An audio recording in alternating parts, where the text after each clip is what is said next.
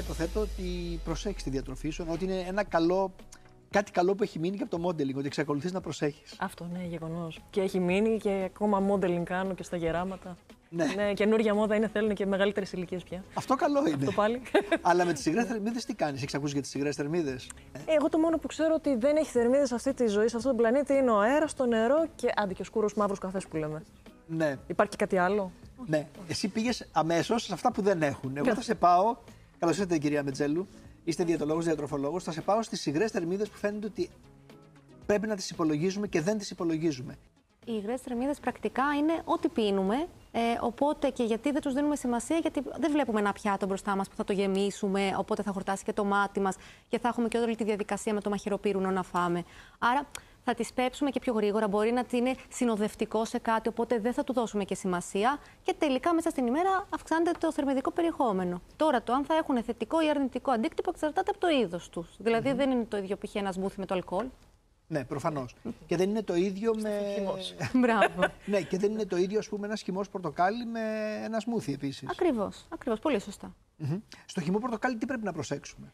Γενικότερα στους χυμούς τι πρέπει να προσέξουμε? Σωστά. Και δεν αναφέρομαι, θα μου πείτε και για τους τυποποιημένους που είναι στο σούπερ μάρκετ, αλλά και αυτούς που φτιάχνουμε σπίτι μας.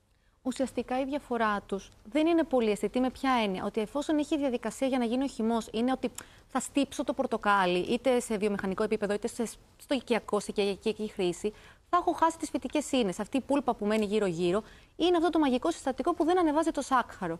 Άρα, αφού αυτό χαθεί, και θα το πέψουμε πιο γρήγορα, γιατί αμέσως θα περάσει σε όλο κατά μήκος του γαστρεντερικού σωλήνα. Που σημαίνει πολύ απλά θα χορτάσουμε πιο γρήγορα.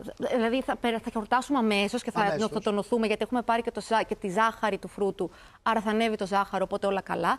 Αλλά θα πεινάσουμε και πιο γρήγορα, γιατί αφού πέρασε, μεταβολίστηκε και μετά από λίγη ώρα ξαναπεινάμε. Νομίζω ότι έχει να κάνει και με τις ποσότητες. Εσύ δηλαδή πόσες μερίδες φρούτων τρως τη μέρα?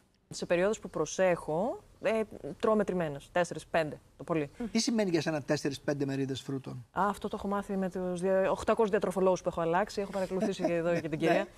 Έχει να κάνει με το ότι χωράει σε ένα κουπάκι, ας πούμε. Κάπως έτσι το παίρνω. Φλιτζάνι. Ναι, το φλιτζάνι. Όχι αυτό, το άλλο το φλιτζάνι που μετράμε για τη μαγειρική. Ναι. Όχι το μπολ. Αυτό είναι μία μερίδα φρούτου, ας πούμε. Ναι.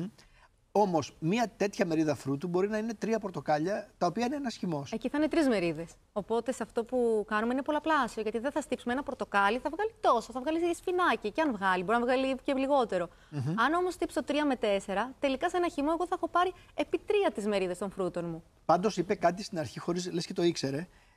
Μίλησες για 3 κατηγορίες. Είπες για τον καφέ, ο μαύρος ο καφές την έχει και αυτά. Είπες για το νερό που ούτως ή άλλως δεν έχει θερμίδες, το ξέρουμε αυτό. Αλλά υπάρχει όμως ένα άλλο που είναι τα αλκοολούχα ποτά. Που έχουν πάρα πολλές θερμίδες. Α, έχουν, όχι ότι είναι αθώα ξαφνικά. Τι Καθόλου. χάσαμε τόσα χρόνια. Δηλαδή, τι κάνουμε. Καθόλου αθώα.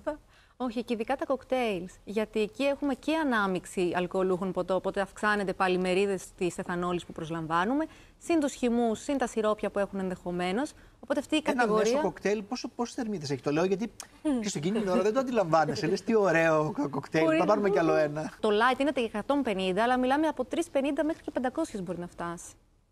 Δηλαδή είναι και κρεμόδες.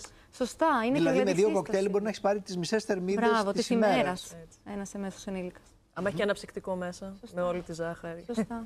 Δεν έχουμε μιλήσει καθόλου για αυτά και τα άφησα για το τέλος σκοπίμως. Φαντάζομαι ότι δεν υπάρχουν αναψυκτικά στη ζωή σου.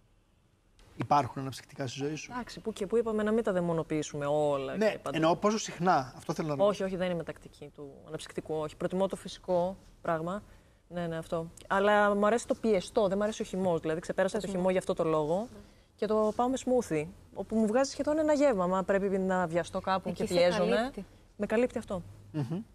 Να πούμε λίγο για τα αναψυκτικά. Γιατί λένε κάποιοι ότι είναι ο ορισμός των υγρών θερμίδων. Πρακτικά έχουμε μόνο ζάχαρη, δεν έχουμε κανένα θρεπτικό συστατικό. Θέλω να πούμε λίγο στον κόσμο για να καταλάβει ποια είναι τα όρια, αν υπάρχουν τέτοια όρια. Δηλαδή για τον καφέ του, για το χυμό που θέλει να πιει, ας πούμε, μιας ιστώσης.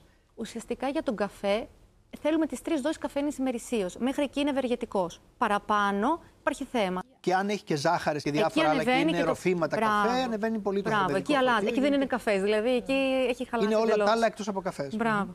Οι χυμοί τώρα, λόγω της ζάχαρής τους, κανονικά στο μυαλό μας πρέπει να τους εντάσσουμε στην κατηγορία γλυκό. Αν κάποιος το γλυκό του θέλει να είναι ο χυμός του, it's okay. Τα smoothies είναι μια άλλη κατηγορία και αυτή είναι η πιο υγιεινή και η πιο προσεγμένη, γιατί έχουν υψηλή διατροφική αξία, γιατί ενδεχομένως έχουν κάποιο γαλακτοκομικό, έχουν άλυμα ξηρού καρπού. Οπότε αυτό θα μας προσφέρει κορεσμό, θα μας βοηθήσει με το γλυκαιμικό δείκτη που λέγαμε νωρίτερα, άρα είναι η πιο καλή επιλογή σε υγρές θερμίδες. Και το αλκοόλ τώρα για το τέλος, εδώ έχουν αλλάξει οι συστάσεις και έχει ανατραπεί αυτό που λέγαμε για τα καρδιαγκιακά ωφέλη. Θέλουμε όσο το δυνατόν λιγότερο, τόσο καλύτερο. Οπότε μια μέση σύσταση και μια μέση πρόσληψη 2 με 3 μερίδες την εβδομάδα νομίζω ότι είναι πολύ συνετή για να μην τα δαιμονοποιήσουμε και τα κατηγορήσουμε. Να κρατήσουμε αυτή την πρακτική συμβουλή που δεν τα βγάζει τελείως, αλλά τα αφήνει λίγο, αλλά με μέτρο.